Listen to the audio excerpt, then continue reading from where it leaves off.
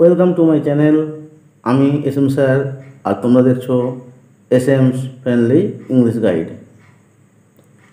আজ আমরা West Bengal council of higher secondary এডুকেশনের অধীনে একাদশ শ্রেণীর দ্য সেকেন্ড কামিং এই কবিতাটি লাইন বাই লাইন বাংলা মানে এবং ব্যাখ্যা সহ পড়ব। তাহলে চলো শুরু করি আজকের ক্লাস।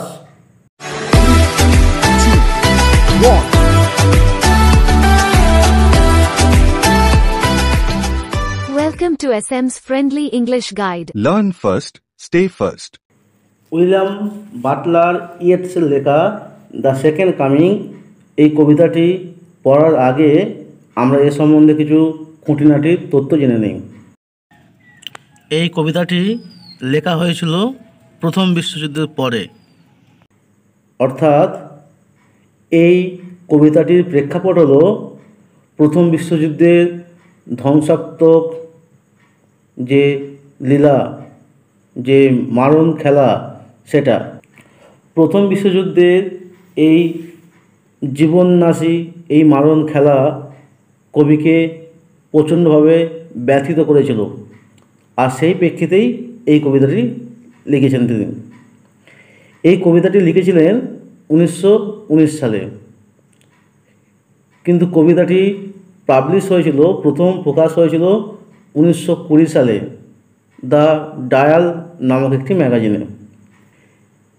এই যে কবিতার টাইটেল দ্য সেকেন্ড কামিং, এটা একটা আইরনিক্যাল, এটা যীশুখ্রিস্টের পুনর্জন্মকে বোঝায়।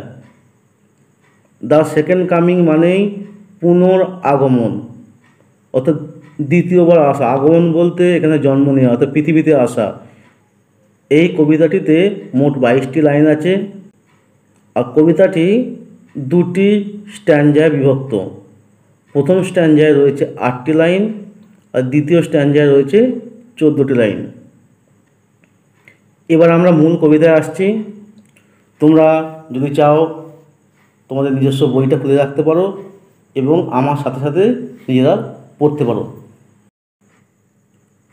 উইলিয়াম বাটলার ইয়েটসের লেখা দ্য সেকেন্ড কামিং, অর্থাৎ পুনরাগমন, এই কবিতাটি এখন আমরা বিস্তারিত ব্যাখ্যা সহ লাইন বাই লাইন পড়ব।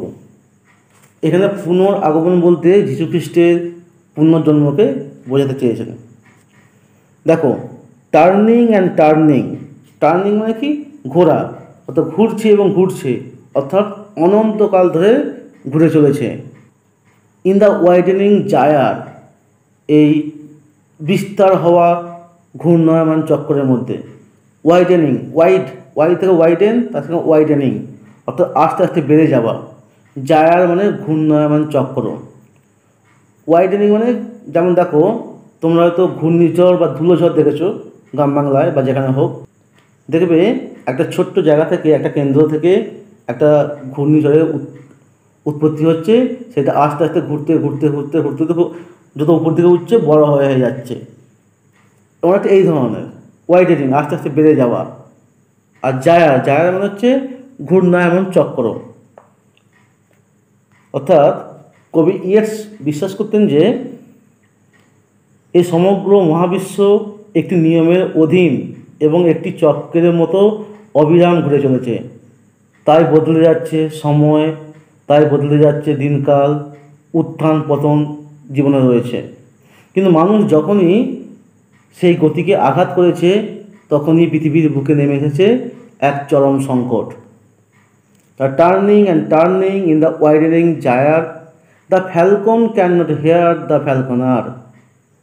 দ্য ফ্যালকন মানে বাজ পাখি, এক তীক্ষ্ণ দৃষ্টিসম্পন্ন ক্ষিপ্র এক পাখি, শিকারী পাখি। সে কী করছে না, ক্যান নট হেয়ার, শুনছে না। কাকে শুনছে না? দ্য ফ্যালকনার। ফ্যালকনারকে, ফ্যালকনার কি না, বাজ পাখির মালিক বা পালককে। বাজ পাখির পালকের কথা শুনছে না। বাজ পাখির পালক কি? তো শিকারীরা তাদের শিকারের সুবিধার জন্য বাজ পাখি পুষতেন। সেই বাজ পাখি সেই শিকারীর আদেশ বা নির্দেশ মতো অন্য পশুকে আক্রমণ করত এবং যার ফলে ওই শিকারী সহজেই তাকে শিকার করতে পারত। অর্থাৎ এই বাজ পাখি তার মালিকের নির্দেশ মতো কাজ করত। যে এই বাজ পাখি এখন আর তার মালিকের কথা শুনছে না। এটি একটি অ্যালিগরিক্যাল পোয়েম, রূপক কবিতা। এর আক্ষরিক অর্থ আছে এবং একটা অন্তর্নিহিত অর্থ রয়েছে। এখানে আক্ষরিক অর্থ যেটা বললাম সেটা যেমন হলো, এর অন্তর্নিহিত অর্থটি হলো বাজ পাখি হলো একটা মানব জাতির প্রতীক।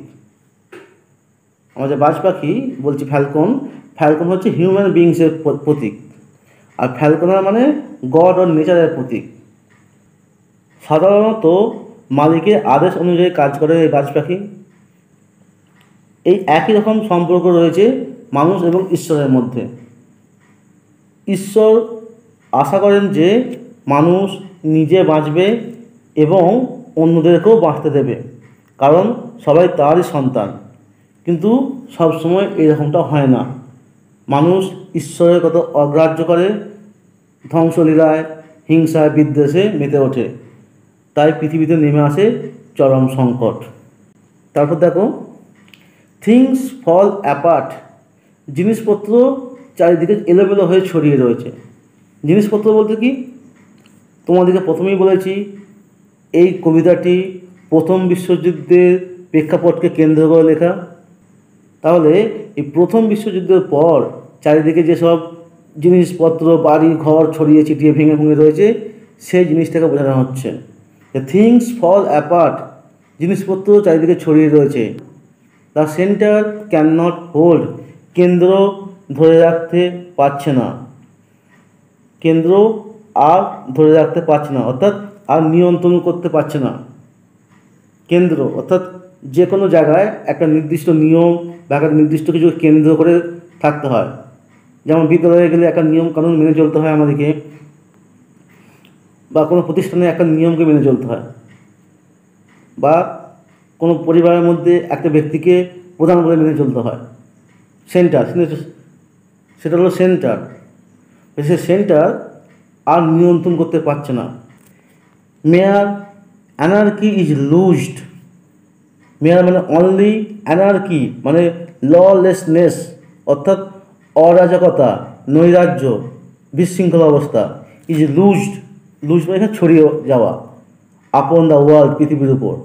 অর্থাৎ পৃথিবীতে সর্বত্র নৈরাজ্য, বিশৃঙ্খল অবস্থা সৃষ্টি হয়েছে। কবিতার এই প্রথম 4 লাইনে যদি একটা বাংলা ছন্দবদ্ধ মানে করা হয় তাহলে অনেকটা এরকম হবে। বিপুল বিশ্বচক্র ঘোরে বারবার, বাজ তার প্রভুর কথা শোনে না কো আর। সব কিছু ভেঙে পড়ে, কেন্দ্র বেসামাল, নৈরাজ্য স্থলিত হয়ে পৃথিবী দুর্বল। পরের লাইনগুলো এসো। The blood dimmed tide is লুজড।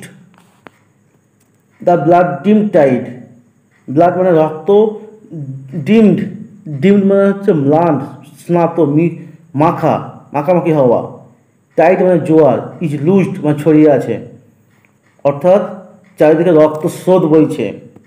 বিশ্বযুদ্ধে অর্থাৎ প্রথম বিশ্বযুদ্ধে অগণিত মানুষ নিহত হয়েছে, অনেক রক্তপাত ঘটেছে, জোয়ারের মতো বয়ে গেছে তাদের রক্ত। সেই রক্তকেই এখানে টাইড জোয়ারের সাথে তুলনা করছে, অর্থাৎ চারিদিকে যেন এরকম রক্তের স্রোত বয়ে চলেছে।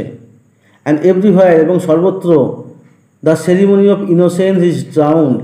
সেরিমনি মানে অনুষ্ঠান, কিসের অনুষ্ঠান? Of innocence. ইনোসেন্স মানে পবিত্রতা, বিশুদ্ধতা, সততা।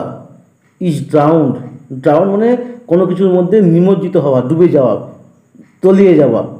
অর্থাৎ সর্বত্র যেন এই সততা নিমজ্জিত হয়েছে, সততা শেষ হয়ে গেছে।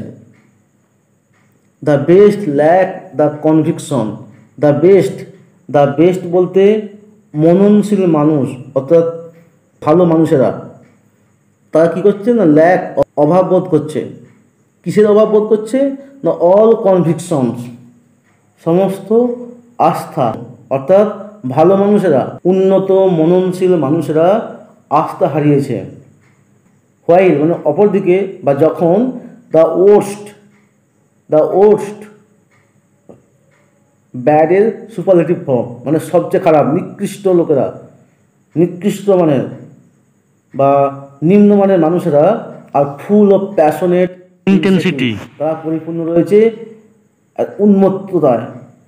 প্যাশনেট মানে আবেগপ্রবণ বা কামনাপূর্ণ, আর ইন্টেন্সিটি মানে তীব্রতা বা উন্মত্ততা, অর্থাৎ নিকৃষ্ট, জঘন্য বা নিচতম মানুষেরা তা পরিপূর্ণ রয়েছে কামনাপূর্ণ উন্মত্ততায়। এই 4 লাইনে যদি বাংলা ছন্দবদ্ধ মানে করা হয় তাহলে এরকম হবে: বিবর্ণ রক্তস্রোত মুক্ত বেগে ধায়, পবিত্রতা কলুষে অতলে তলায়, প্রাজ্ঞগণ হারায় আস্থা দুর্বৃত্ত দাপায়, তীব্র দম্ভের মহিমায়। তাহলে কবিতার প্রথম স্ট্যান্জাটা তোমরা নিশ্চয়ই বুঝতে পারলে। এবার আমরা আসছি দ্বিতীয় স্ট্যান্জায়। শিওরলি নিশ্চিত করে, সাম রিভেলেশন নিশ্চিত করে কিছু উদ্ঘাটন, সৃষ্টি, রিভেলেশন মানে কিছু নতুন সৃষ্টি বা নবজাগরণ, ইজ অ্যাট হ্যান্ড মানে হাতে আছে, অর্থাৎ বলতে চাইছে নিশ্চিত করে কিছু নতুন সৃষ্টি বা কিছু উদ্ঘাটন আসন্ন বা খুব কাছেই রয়েছে। Surely the second coming is hand, নিশ্চিত করে পুনরাগমন হাতের কাছেই রয়েছে, অর্থাৎ খুব নিকটেই নিশ্চিত করে পুনরাগমন হবে। অর্থাৎ চারিদিকে যে বিশৃঙ্খল অবস্থা সৃষ্টি হয়েছে সেটাকে দমন করার জন্য নিশ্চিত করে যীশুখ্রিস্টের দ্বিতীয়বার আগমন হবে। দ্য সেকেন্ড কামিং, পুনরাগমন, hardly are those words out, সেই কথাগুলো হয়তো ঠিক করে মুখ থেকে বেরিয়ে হয়নি। অর্থাৎ প্রথম বিশ্বযুদ্ধের এই ভয়াবহ দৃশ্য দেখে কবি যখন ভাবছেন নিশ্চয়ই যীশুখ্রিস্টের পুনরাগমন হবে, এই কথাগুলো হয়তো তখনও বলা শেষও হয়নি। Vast image out of Spiritus Mundi, যখন একটা বিশাল ছবি ভেসে ওঠে, আর যখনই যীশুখ্রিস্টের দ্বিতীয় আগমন হবে এরকম বলতে যায়, ঠিক সেই সময়ই কবির মানুষ চোখকে কবি যেন দেখতে পান একটা বিশাল চেহারা। কিসের চেহারা, কিসের ছবি? না, স্পিরিটাস মান্ডে। এই স্পিরিটাস মান্ডে, এটিকে যদি আমি তোমাদেরকে সহজ ভাষায় বলতে যাই তাহলে তোমাদেরকে ক্লাস 6-এর একটা পড়ার কথা মনে করতে হবে। আমরা ক্লাস 6-এ পড়েছিলাম the land of the pharaoh. সেখানে সেই মিশরতে ঈশানের মা যখন ঈশানকে রেখে গাড়ি থেকে স্যান্ডউইচ আর জলের বোতল আনতে গিয়েছিল, সেই সময় একজন ঈশানকে ডাকছিল এবং ঈশানকে মিশরের ইতিহাস সম্পর্কে অনেক কিছু তথ্য জানিয়েছিল। মনে করছে সেটা কি? ফিংস, SPHINX, ফিংস, নরসিংহ, অর্থাৎ যে চেহারাটা একটা কাল্পনিক চেহারা, যার মাথাটা হচ্ছে মানুষের আর দেহটা হলো সিংহের, যেটা বুদ্ধি এবং শক্তির প্রতীক হিসাবে পরিচিত ছিল। এখানে ওই স্পিরিটাস মান্ডি বলতে ওই নরসিংহ, অর্থাৎ যখনই কবি এই পুনরাগমনের কথা ভাবছেন ঠিক তখনই তার মনশ্চক্ষে ভেসে উঠছে ওইরকম একটা চেহারা, ওইরকম একটা নরসিংহের মতো চেহারা। ট্রাভেলস মাই সাইট, এই দৃশ্যটা ট্রাভেল পীড়া দিচ্ছে, যন্ত্রণা দিচ্ছে, মাই সাইট আমার দৃশ্যকে, অর্থাৎ আমার দৃষ্টিশক্তিকে। এটা দেখে যেন আমি কষ্ট পাচ্ছি, আমার চোখে যন্ত্রণা হচ্ছে। Somewhere in sand of desert, কোথাও না কোথাও বালির মধ্যে, কোথাকার বালি না, অফ দ্য ডেজার্ট, মরুভূমির বালির মধ্যে কোথাও না কোথাও এ শেপ, একটা চেহারা। কিসের চেহারা? With lion body and the head of a man, সিংহের দেহ এবং মানুষের মাথা সহ।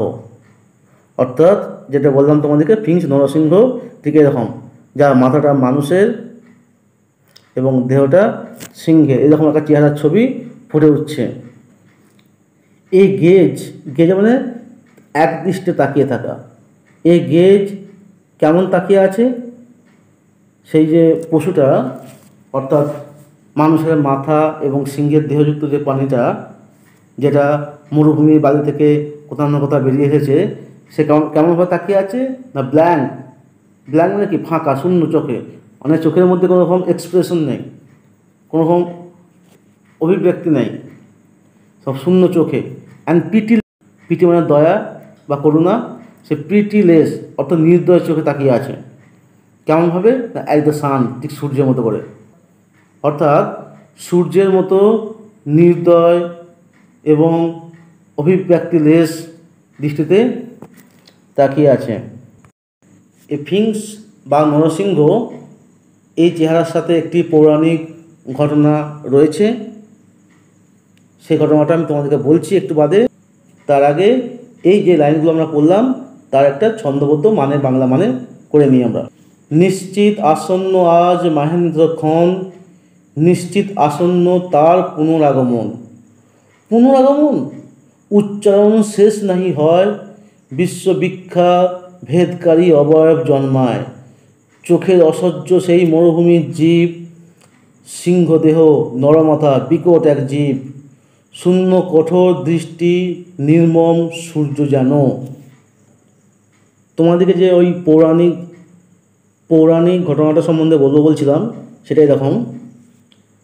হিন্দু পুরাণ মতে নরসিংহ হল ভগবান বিষ্ণুর 10টি অবতারের চতুর্থ অবতার। মানুষের দেহ এবং সিংহের মাথাযুক্ত এই ভয়ানক চেহারা।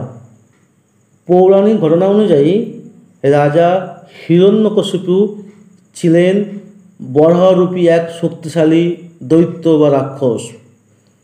তিনি ব্রহ্মার কাছ থেকে বর পেয়েছিলেন যে তাকে মানুষ বা পশু, বাড়ির বাইরে বা ভিতরে, দিনে বা রাতে, জলে বা স্থলে বা অন্তরিক্ষে হত্যা করা যাবে না এবং কোনো অস্ত্র তার কোনো রকম ক্ষতি করতে পারবে না। এই বর তাকে অমর অজেয় করে তুলেছিল। তখন সে বিভিন্ন ঈশ্বরদের উপর, স্বর্গের উপর অত্যাচার করতে শুরু করে। তিনি হয়ে ওঠেন অহংকারী এবং দাবি করলেন তিনি ভগবান, তাকে সবাই ঈশ্বর রূপে পূজা করবে। অপরদিকে তার নিজের পুত্র প্রহ্লাদ ছিল ভগবান বিষ্ণুর ভক্ত। সে তার নিজের পিতাকে ঈশ্বর হিসাবে উপাসনা করতে অস্বীকার করেন। একদিন এই হিরণ্যকশিপু তার পুত্র প্রহ্লাদকে প্রাণনাশের হুমকি দেয় এবং প্রহ্লাদকে চ্যালেঞ্জ করে, একটি স্তম্ভে লাথি মেরে জিজ্ঞাসা করে, তোমার দেবতা যদি সর্বব্যাপী হয়ে থাকেন তাহলে দেখি তিনি এই স্তম্ভের মধ্যে আছে কিনা। তখন ভগবান বিষ্ণু নরসিংহ রূপে আবির্ভূত হন। তিনি গোধূলি বেলায় সেই হিরণ্যকশিপুকে নিজের উরুর ওপর রেখে, থাই বা জান অর্থাৎ উরুর ওপর রেখে, হাতের বৃহৎ তীক্ষ্ণ ধারালো নখ দিয়ে হিরণ্যকশিপুর বুক চিরে, ভিতরের অঙ্গ প্রত্যঙ্গ ছিঁড়ে বের করে দিয়ে তাকে হত্যা করেছিল। অর্থাৎ গোধূলির লগ্নে, মানে দিনেও না রাতেও না, চৌকাঠে, ঘরের চৌকাঠের মধ্যে ছিল, অর্থাৎ ঘরের বাইরেও না ভিতরেও না, নিজের উরুর মধ্যে রেখেছিল, অর্থাৎ জলেও না, স্থলেও না, আকাশেও না, আর কোনো সময় অস্ত্র দিয়েও না, নিজের নখ দিয়ে ছিন্ন বিচ্ছিন্ন করে তাকে হত্যা করেছিল। এইভাবে তার ভক্ত প্রহ্লাদকে উদ্ধার করেছিলেন এবং শৃঙ্খলা পুনরুদ্ধার করেছিলেন। এই পৌরাণিক কাহিনীটি মন্দের উপর ভালোর জয় এবং দেবতার দ্বারা ভক্তের সুরক্ষা একে বোঝায়। তারপর দেখো, is moving it's slow Thai. Is moving চালনা করছে, কাকে? না ইটস স্লো থাই, তার ধীরগতি উরুকে, অর্থাৎ সেই নরসিংহরূপী জীবটি ধীরে ধীরে পা ফেলে ফেলে এগিয়ে যাচ্ছে। হোয়াইল অল অ্যাবাউট ইট, যখন তার চারিদিকে reel shadow of indignant desert bird. Reel মানে যে তোমরা যে রিলস বানাও এখন সেই রিলস নয়, রিল মানে বয়ে চলেছে, ঘুরে চলেছে। শ্যাডোজ মানে ছায়াগুলি, তো ছায়াগুলি ঘুরে চলেছে, ছুটে চলেছে। কার ছায়া? অফ দ্য ইনডিগন্যান্ট ডেজার্ট বার্ড, মরুভূমির সেই অশান্ত আকুশী পাখিরা। অর্থাৎ যখন মরুভূমির বালির মধ্য দিয়ে ওই নরসিংহরূপী বৃহৎ প্রাণীটি যাচ্ছে ধীরে ধীরে পা ফেলে ফেলে, তাকে দেখে বিরক্ত হয়ে ভীত হয়ে পাখিরা তার মাথার উপরে চক্রাকারে ঘুরছে। এই যখন চক্রাকারে ঘুরছে, তাদের ছায়াগুলো তার চারিদিকে পড়ছে। দ্য ডার্কনেস ড্রপস এগেন, অন্ধকার আবারও ঘনিয়ে এলো। বাট কিন্তু নাও আই নো, এখন আমি জানি, দ্যাট যে 20 centuries অফ স্টোনি স্লিপ, 20 শতাব্দীর এই পাথুরে ঘুম। 20 শতাব্দী বলতে 2000 বছর, 2000 বছরের এই পাথুরে ঘুম। এই 20 শতাব্দীর পাথুরে ঘুম বলতে অর্থাৎ 2000 বছরের নিষ্ক্রিয়তার কালকে বোঝাচ্ছে। যীশুখ্রিস্ট জন্মগ্রহণ করেন 2000 বছর আগে। পাপের কলুষতা থেকে পৃথিবীকে রক্ষা করতে তিনি আবির্ভূত হয়েছিলেন। তাকে ক্রুশবিদ্ধ করে হত্যা করা হয়।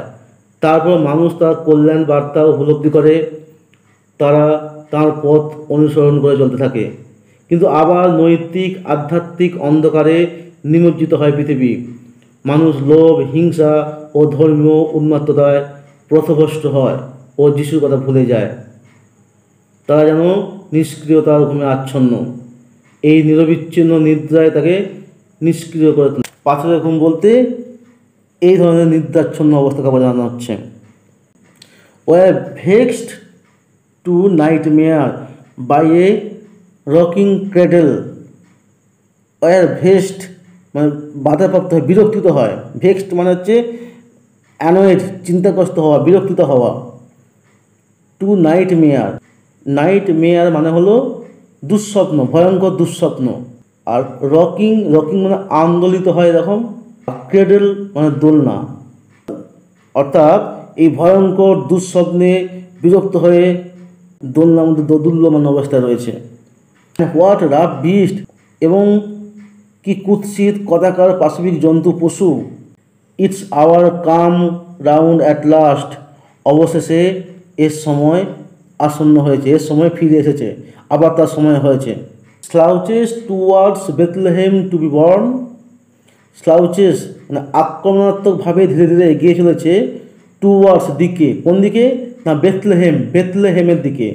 বেথলেহেম হলো যীশুখ্রিস্টের জন্মস্থান, সেই দিকে এগিয়ে চলেছে। টু বি বর্ন জন্মগ্রহণ করার জন্য। অর্থাৎ কবি বিশ্বাস করেন যে 2000 বছর অন্তর অন্তর এই পৃথিবীতে ঈশ্বর কোনো না কোনো রূপ নিয়ে নেমে আসে পৃথিবীকে উদ্ধার করার জন্য। প্রথমে যীশুখ্রিস্ট এসেছিলেন আজ থেকে প্রায় 2000 বছর আগে, বেথলেহেমে জন্মগ্রহণ করেছিলেন মানুষকে উদ্ধার করার জন্য। সেই সময় তাকে ক্রুশবিদ্ধ করে হত্যা করা হয়, হি ওয়াজ ক্রুসিফাইড। পরবর্তীকালে মানুষ তার বার্তা বুঝতে পারে এবং তাকে দেবতা হিসেবে পূজা করে। আবার 2000 বছর হয়ে গেছে, তো আবার কি এই বেথলেহেম শহর যীশুখ্রিস্টের জন্মকে দেখবে? অর্থাৎ এই বিশ্ব হিংসা, বিদ্বেষ, রক্তক্ষয়ী আন্দোলন এতে ভরে গেছে। বিশ্বে চলছে চরম নৈরাজ্য অবস্থা। সেই নৈরাজ্য অবস্থাকে দূর করে পৃথিবীকে উদ্ধার করার জন্য বেথলেহেমে কি আবার দ্বিতীয়বার যীশুখ্রিস্ট জন্ম নেবে? কেমন রূপে? ওই ভয়ঙ্কর পশুটি রূপে। অর্থাৎ প্রথমবার যেমন শান্ত রূপে জন্মগ্রহণ করেছিলেন যীশুখ্রিস্ট রূপে, এবার আবার সেরকমভাবে নয়। এবার কি জন্ম নেবে এরকম ভয়ঙ্কর পশু রূপে, বিনাশকারী দেবতা রূপে। ওই পশুটির রূপ নিয়ে বেথলেহেমে আবার জন্ম নেবে, নিয়ে কি পৃথিবীকে এই বিনাশকারী হাত থেকে, ধ্বংসাত্মক মনোভাব সম্পন্ন মানুষদের হাত থেকে পৃথিবীকে আবার উদ্ধার করবে। তাহলে দ্য সেকেন্ড কামিং অর্থাৎ পুনরাগমন ব্যাপারটা বুঝতে পারলে। প্রথমবার জন্ম নিয়েছিল যীশুখ্রিস্টের রূপে 2000 বছর আগে, 2000 বছর আবার শেষ হয়ে গেছে, পৃথিবীতে চারিদিকে বিশৃঙ্খল অবস্থা সৃষ্টি হয়েছে। তাহলে এবার কি যীশুখ্রিস্ট আবারও জন্ম নেবে সেই বেথলেহেমেতেই পৃথিবীকে উদ্ধার করার জন্য? সেই জন্ম কি আর ওই শান্ত নিরীহ যীশুখ্রিস্টের মতো হবে? না, তা হবে না। এবার জন্ম নেবে সিংহের দেহ এবং মানুষের মাথাযুক্ত ভয়ঙ্কর পশুরূপে, বিনাশকারী দেবতা রূপে জন্ম নেবে। এই শেষ লাইনগুলো যদি আমরা বাংলা ছন্দবদ্ধ মানে করি তাহলে এরকম হবে। চালনা করে মাংসল উরু, চারপাশে তার মরুভূমির তস্ত্র পাখিদের ছায়া চারিধার। প্রলয়ের অন্ধকার নামিছে আবার, জানি না 2 সহস্র বছরের নিদ্রার ভার। দোলনায় দুলে দুলে কালো স্বপ্নে জের বার। মনে ভাবি হিংস্র এক জন্তু কদাকার, বেথলেহেমে কি সে জন্মাবে আবার। তাহলে পুরো কবিতাটি তোমরা বুঝতে পারলে। ভিডিওটি কেমন লাগলো তা অবশ্যই কমেন্ট বক্সে কমেন্ট করে জানাবে। ভালো লাগলে ভিডিওটিকে একটি লাইক এবং বন্ধুদের সাথে শেয়ার করবে। আর চ্যানেলে নতুন হলে অবশ্যই চ্যানেলটিকে সাবস্ক্রাইব করে পাশে থাকবে। ধন্যবাদ, দেখা হচ্ছে আবার পরের ভিডিওতে।